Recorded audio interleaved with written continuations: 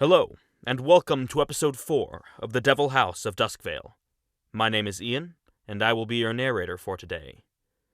Standing in the master bedroom of the devil-infested Castellanter Manor, Kosef leaps back in horror as the body of a man falls from the clutches of an iron maiden and collapses to the floor in a pool of its own blood.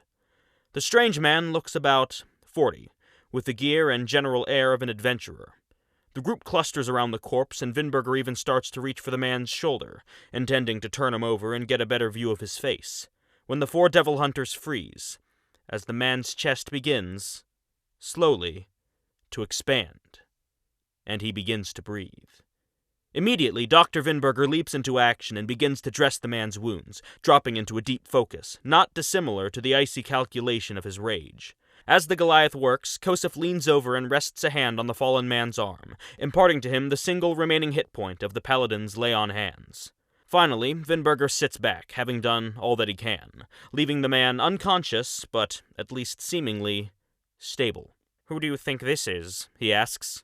Kosef scratches his chin, but as he looks at the face, he's struck by a sudden recognition that he can't quite place.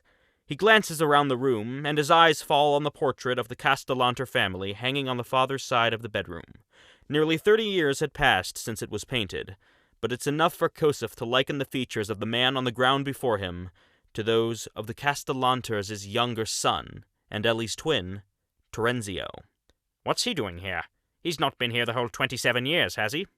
But this theory is quickly disavowed by the fact that the man is still more or less clean-shaven. His studded leather armor is well-fitted, and his dagger is sharp. He hasn't been here long at all, and why ever he was here, it seems he came expecting a fight. Bert glances to the family portrait and then back to Terenzio. "Should we tell Ellie it's been 27 years? Kosef shakes his head. "No. We want to give her some good news." "Yeah, the good news is that we found her brother. The bad news is it's been 27 years. It's kind of a package deal."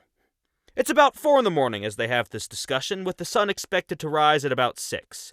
With the night rapidly dwindling and no clear path up to the 4th floor, the group decides to call off the investigation for the night to get Terenzio to safety and rest. Before they go back downstairs, however, Kosef carefully changes out of his splint armor and dons the black iron fiend-slaying set that the Lord Castellanter had gifted to his eldest son, and by the time the paladin is done, he's encased entirely in the sleek, black armor with a matching sword and shield. He leaves his old gear lying on the floor and helps the rest of the group carry Terenzio downstairs to the library, where they take a long rest. It's here that the first session of the scenario officially ended and the characters leveled up to level 5. For this campaign, we were doing milestone progressions with a particularly fast turnover rate, so you're going to see us leveling up a lot, especially at the beginning. It's also here, at this level up to level 5, that the DM ruled, as a joke, that Leyland could use the spell Jump as a cantrip. Why? No particular reason. Was it useful? Beyond this one specific session? Not really. Would the DM have done it if he'd known this scenario would give rise to a 50-plus session campaign? Probably not. But he did it, so yeah. Along with extra attack and his other level 5 stuff, Leyland can now cast Jump as a cantrip. Anyway, the party drifts off to sleep before sunrise and wakes up at about 3 o'clock p.m., and the first thing they notice is that Cyril and Ragnar, whom they had seen sleeping in the library the previous night, are now missing. Leyland and Vinberger quickly glance around, looking for signs of a struggle, but nothing seems out of place. "They may have just gone into town," Vinberger suggests, although he does so with more than a hint of uncertainty. "Or the lady of the house came and got him for something," Leyland says. "No, I don't think she would send us one day and then come after us the next. Unless, of course, she wants victims. Remember, tonight is the 27th anniversary of the house's abandonment." "Damn it." "And the full moon." "Ah, fuck!" Notably, however, this will not be the first full moon since the Castellanters left. It is, in fact, the second. "So, what's our first order of business today?" Kosef inclines his head to Terenzio, still unconscious but looking significantly better as compared to the night before. "I say we try and wake him," the paladin says. Vinberger quickly mixes up some smelling salts and holds them under Terenzio's nose, but they fail to rouse the unconscious man, and the group realizes that they're just going to have to wait him out. Fortunately, they have hours until nightfall, so they sit down around him, chat, and generally try to create a non-threatening environment. Finally, after about an hour and a half, Terenzio begins to stir. Where am I? He winces and clutches at his head as he tries to sit up, and the group informs him that he is still in his old house. As they do this, Vinberger offers the man some food, which he eagerly takes. How did I get here? Terenzio asks, looking around the library. The last thing I remember, I was walking through the front doors. What day is it? It's April 12th. We found you locked in an iron maiden in your mother's bedroom. That's strange. I don't remember getting there. I walked through the front door, and I blacked out? I guess so. You said April 12th? That means I came here about 8 days ago. And, why did you come back? I was coming to prepare for... I guess it's tonight, isn't it? The full moon. Yes. It's not just a full moon, though. It's a blood moon. Ah! What does that entail? Well, I don't know for a fact, but I think my mother might be coming back. She's the one who hired us to come here. You shouldn't trust her. Oh, we've come to realize that. Yeah, we know. It did not take very long. I think it was about the time our friend here, he gestures towards Kosef, was dragged into a mirror. Terenzio narrows his eyes. You were what? I was brought into a mirror in the bathroom upstairs. There were candles, and then a copy of myself smiled at me and pulled me into the mirror. What else have you all seen? The group describes the whole host of fiends and devils they had encountered over the course of the night. Imps, bearded devils, Srela the snake, hellhounds. Oh yeah, and the ghost of your sister. Ellie? Terenzio's eyes widen. I was, going to bring that up gently. Oh yeah, she's, Yeah. Would you like to see, Ellie? Is she still cursed in her room? She is. I'm trying to keep her happy. She likes giving dance performances. That's another reason why I came back. To try and free her. Terenzio stands up and starts to put on his boots, which the party had taken off and set to one side during the night. Kosef steps up to him. Free her? Terenzio, we had assumed that she was dead, and that it was her ghost that we were talking to in her room. Is Ellie still alive? As far as I know, yes. Come, let's go see her. Kosef goes to lead the group, but Terenzio brushes past him. Clearly, he knows the path to Ellie's room already. The group runs to catch up. Was your mother the one to curse her? Leylan asks. I believe so. I don't know for a fact, but my mom was always an evil woman. Do you know what she might be planning tonight? I'm afraid I don't. With a blood moon, though, I'd have to guess it's nothing too savory. My older brother left because of her. Osvaldo. I'm sure you've probably read about him somewhere. He was my father's son. More than I was. And my mother hated him. Your father, yes. What can you tell us about him? Terenzio pauses on the first step to the second floor, and the trace of a smile comes over his face. My father was the best man I ever knew. He would do anything for us, especially Ellie. Ellie was his little princess. There's no doubt in my mind that my father would have laid down his life 100 times to save her. But he was complicit with everything your mother did. My mother is a force of evil like you all couldn't even imagine. My mother and my father, they loved each other, don't get me wrong. There were two halves to the battle, always. My father was ultimate good. My mother was ultimate evil. I can't explain to you how it worked because, if I'm honest, I'm surprised it always did. But I can promise you that my father did nothing but love us.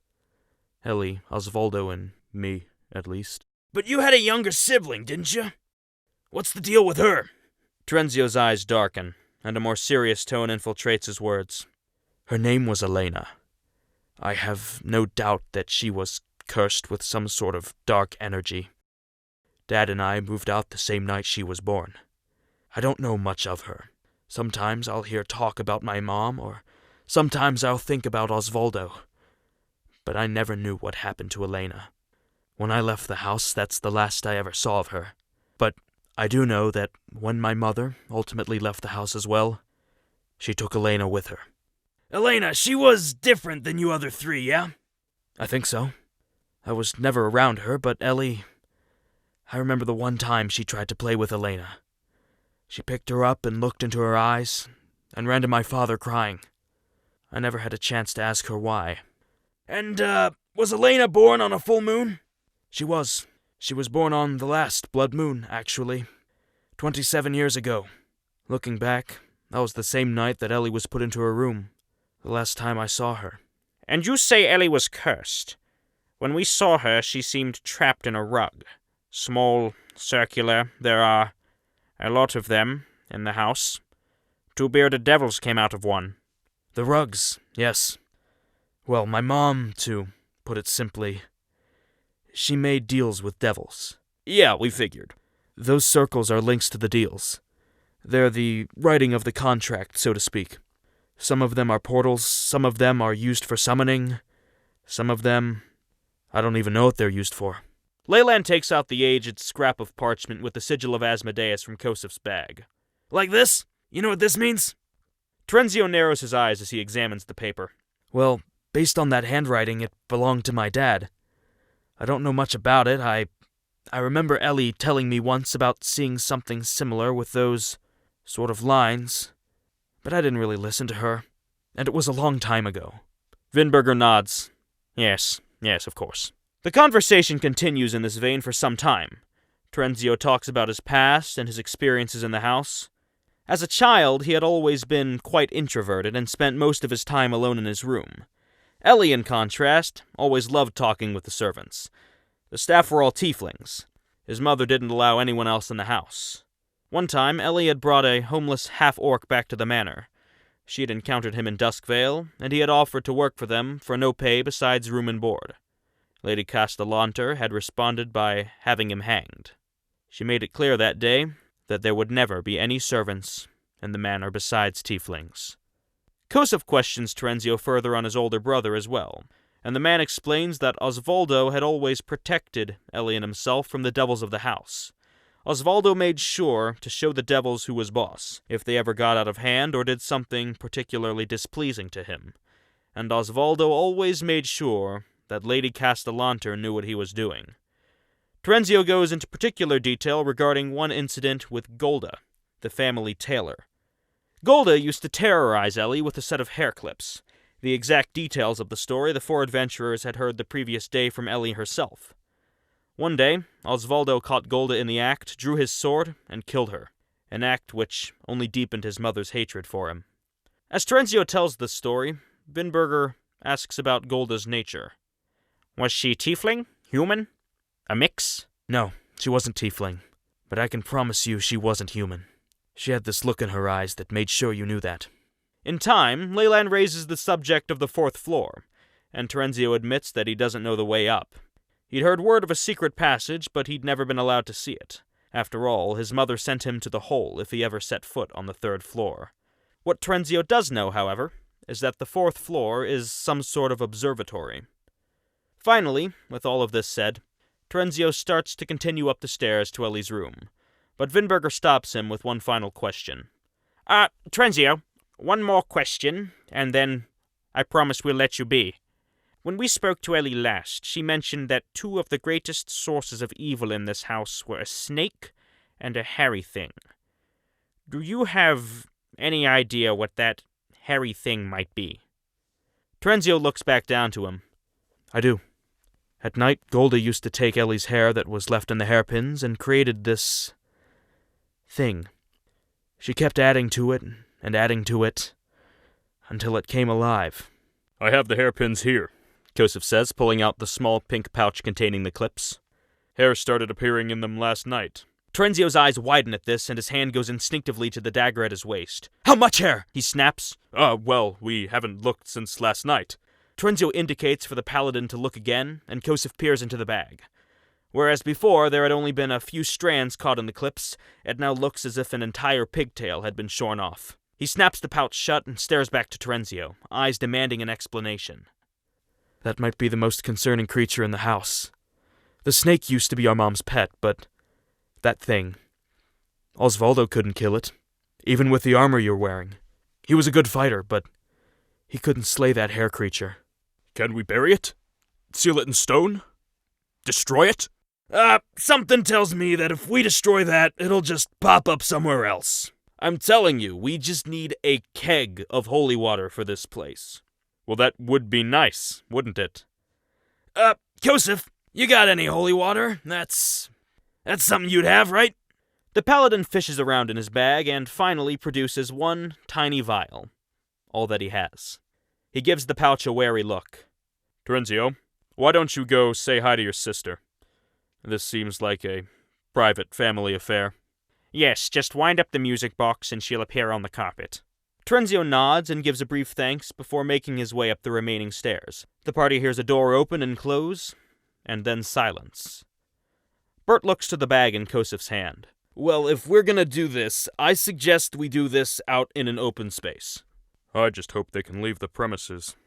The paladin clips the pouch to his belt and walks to the front door, still half broken on its hinges from their initial arrival at the house when Vinberger had shouldered it open.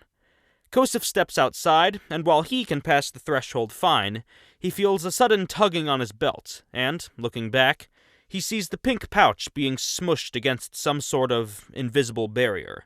He tries to pull free, but the bag refuses to cross the threshold. And Kosef remembers the moment in the nursery from the previous night, when he had attempted to throw one of the summoning rugs over a balcony, and the carpet had rebounded back into the house after striking an invisible barrier. The paladin gives one final heave, but realizes that his belt will give out before the wall ever does, even as Leyland, Bert, and Vinberger step past him without problem. He sighs and steps back into the house. Before giving up entirely on the idea of taking the clips outside, however, Kosef suggests going to the kitchen and trying the servants' exit there. So the group slips through the door to the right of the staircase and makes their way down the long, featureless hallway to the kitchen where, what seems like so long ago, Vinberger had found 3 bloodied knives. They open the small wooden door beside the pantry, and Kosef tries to step outside, finding, to his surprise, that the hair clips don't catch on the threshold as they did in the foyer, and he is able to step out into the scraggly grass between the house, shed, and stables. I guess it's still technically part of the property, isn't it? Vinberger says. Kosef turns to him. We never needed to leave the property. We just needed room. The paladin walks to the center of the yard and cautiously unzips the hair clip bag. He says a quick prayer to Lavender and dumps about half the shimmering vial of holy water inside. A loud sizzling fills the air, and a tiny hairball, held together by the clips, leaps free from the pouch and begins to scurry through the grass back towards the house. Vinberger tries to catch it under his boot, but just misses, only managing to snag a few hairs which quickly tear free and wither away, as the creature itself continues its mad dash to the back door. Kosef dives past the Goliath, sword in hand, and raises a divine smite into the air. He brings his sword down and just manages to slice the hairball in two with the tip of his blade. The two halves fall, wriggling to the ground, but only for a moment before they fuse together again and tear off back through the grass. As it nears the servant's entrance, Leyland draws his bow and fires 2 shots. The first arrow flies wide, but the second manages to snag one of the hair clips and pins it to the ground. The creature struggles to move for an instant before tearing free from the clip and disappearing over the threshold, but not before Leyland manages to emblazon it with a hunter's mark. In his mind, the ranger senses the hairball burrowing deeper and deeper into the mansion. The group is left standing in the backyard. After a moment, Bert picks up a small stone and unsticks the abandoned hair clip from the ground. The glow of magic covers his hand as he casts stone shape, and the small rock takes on the consistency of putty. The gnome forces the clip inside and ends the spell. The rock rehardens, and the hair clip is trapped within. Vinberger looks to Leyland. Where do you feel it going? By now, Leyland can sense the hairball somewhere in the rafters of the 3rd floor, roughly in the same place they had fought the imps the previous night. He explains this to the group before casting Jump on himself. With one leap, he catches hold of a ledge running along the outside of the house. He pulls himself up and leaps again. Down on the ground, Vinberger shouts, "We'll meet him inside, come on!" before taking off towards the house at a sprint. Kosef follows close behind, with Bert taking up the rear. The 3 tear through the kitchen, down the servants' hallway, and into the foyer. Meanwhile, Leyland locates a window by the stairs. He smashes it with a single rap from his bow and clambers inside, feet landing with a crunch on the shattered remains of glass daggers. The elf stares up at the rafters above him, and his keen eyes catch a small shape flitting between the cobwebs. He knocks an arrow as he hears the other 3 storming up the stairs to the 2nd floor. He holds the creature in his sight, and in that moment it starts to grow. Fast. Strands of hair begin to materialize out of the clips, swelling the creature in an instant to a truly terrifying size. Without thinking, Leyland starts to shoot. The first arrow goes wide, slamming into the ceiling, but the second once again manages to catch one of the hair clips and pins it against the rafter with an ensnaring strike. The creature struggles to break free, but, for the moment, the shaft holds it firmly in place. Leyland draws and fires another volley, again missing the first, but hitting the second as Bert, Kosef, and Vinberger appear on the steps below him. Bert raises his hand and launches a ray of frost into the hair monster's form. It finally manages to wrench itself free from the arrow and drops down to the stairs, revealing, for the first time, its true size. It's enormous. Over 6 feet by 6 feet of nothing but matted, wiry hair. It's shaped itself into a roughly humanoid form, with one of its remaining 3 hair clips at the end of each limb. One leg, however, is missing its clip, and the creature seems to have moved additional hair onto that appendage to compensate its absence. The monster lashes out at Leyland with the clips on its arms, clips which have also grown to nearly 2 feet in length, and whose edges have taken on a razor-sharp sheen. One of the blades catches Leyland's cheek and sends the elf stumbling back. Vinberger charges forward to take the elf's place, wielding one of his 2 hand axes. He ducks beneath the scything blades and hacks twice at the creature's undamaged leg, landing both hits and fully severing the monster's foot with the second, leaving one of its 3 remaining hair clips lying dismembered on the ground. The hair inside writhes about like 100 screaming worms before withering away to nothing. Before they've even vanished, Vinberger steps on the hair clip to stop the creature reincorporating it. Kosef presses forward in this moment and channels divinity into his blade, igniting it with a sacred light as he brings 2 attacks down on the creature, sending it stumbling back. Leyland recovers himself and looses 2 more arrows. The first strikes home, but the second passes through the shifting mass harmlessly. Bert clicks his feet together and his boots of the winding path flash with a blue light as the gnome vanishes from his spot and reappears directly beside the monster. He leaps up and seizes one of the remaining hair clips in his hand, sending a jolt of electricity through the creature with shocking grasp. The monster thrashes around in pain and tries to wrench itself free from Bert's grasp. The gnome feels one of his fingers slip inside the hair clip just as the hair monster pulls away. Bert tries to disentangle himself, but it's too late. A soft slitting sound fills the air, and the artificer's left ring finger thuds to the floor, severed by the creature's blades. The gnome stumbles back, clutching at his bleeding hand and cursing. At the same time, Vinberger slips the hair clip he had chopped off out from under his boot and shoves it into his pack, before swinging his hand axe at the limb that sliced off Bert's finger. With 1 strike and a natural 20, he splits the hair in 2, and the clip clatters to the floor. Once again, the Goliath steps on it. The creature stumbles back, its movement awkward now and off balance as it tries to hold itself together with only 1 clip. Kosef raises his sword over his head and brings a divine smite down on the monster, slicing it cleanly down the middle. It falls silently to the ground. Its 2 halves shrivel up and vanish into the air, as if it were made of nothing more than 100,000 twigs, smoldering to nothing in a furnace. Finally, all that remains is the last hair clip, shrunk back, like the others, to its normal size. Bert scoops up his finger and sprints over to Vinberger, who immediately pulls out his medical kit and begins sewing it back on. In his rush, the stitches are messy and uncoordinated, but it's the best he can do. Kosef wraps his hand around the damaged finger and casts Cure Wounds at first level, reaffixing the digit, but as the gnome gives a testing flex, he finds the appendage only gives a twitchy half-bend in response.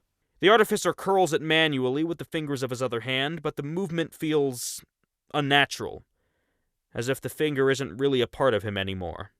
It responds somewhat to his commands, but is nowhere near its previous strength and precision. But at least it's on. With that finished, the party takes the 4 hair clips and buries 1 in each of the 4 corners of the yard. The sun is starting to set by the time they reconvene at the servants' entrance, and the sky is lit with a brilliant orange. The group walks back inside, and they ascend the staircase to the 2nd floor. As they approach Ellie's room, they can make out muffled, indistinct voices on the other side. But before Kosef can open the door, a sound echoes up from the foyer. The sound of the front door creaking open. Their eyes shoot down the stairwell to see 3 figures stepping inside. The lithe, elven form of Serial, muscled Ragnar, and a 3rd person, a woman, dressed all in black. As she enters, she looks up the stairs with a piercing gaze, and the face the group sees is a familiar one. After all, she hired them. The mother from the painting, Lady Castellanter. Oh, fuck! And that's where I'll leave off for today. Thank you all for watching, and join me next time as our 4 adventurers deal with this new threat. The 4th floor lies above them, the mother of everything beneath, and the world of devils all around. The clock grows ever closer to midnight. A blood moon rises over Castellanter Manor, and a dormant ritual will awaken. My name is Ian, and this has been episode 4 of The Devil House of Duskvale.